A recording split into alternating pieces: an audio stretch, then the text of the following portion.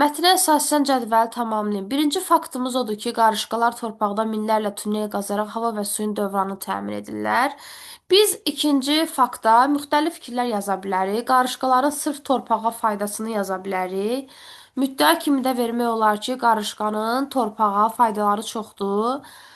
Və tunel qazaraq əgər hava və suyun dövranını təmin edirsə, biz onun torpaq üçün digər xeyrini yaza bilərik və ya misal üçün yaza bilərik ki, qarışqalar torpaqda qalan üzvi tullantıları daşıyır, onları təbiətin dövriyyəsinə qaytarır, nəticədə torpaq üzv və qeyri-üzv maddələrlə zənginləşir.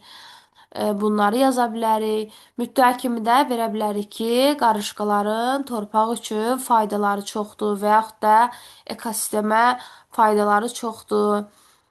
Bunları yaza bilərik. Bundan əlavə, burada birinci faktımız torpağa dolayı yolla təbiətə olan xeyrini göstərdiyi üçün biz burada qarışqaların ümumiyyətlə təbiətdəki yerini, üstünlüyünü vurğulamaqla digər faktımızı da yazıb müddəa olaraq verə bilərik ki, qarışqaların təbiətə faydaları çoxdur.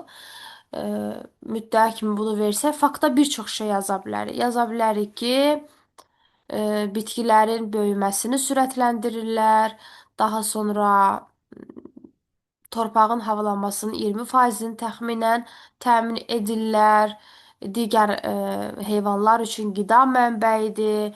Bunların hər biri faktlardır. Bunları fakt kimi verib, müddəa kimi də verə bilərik ki, qarışqaların təbiətə faydaları çoxdur.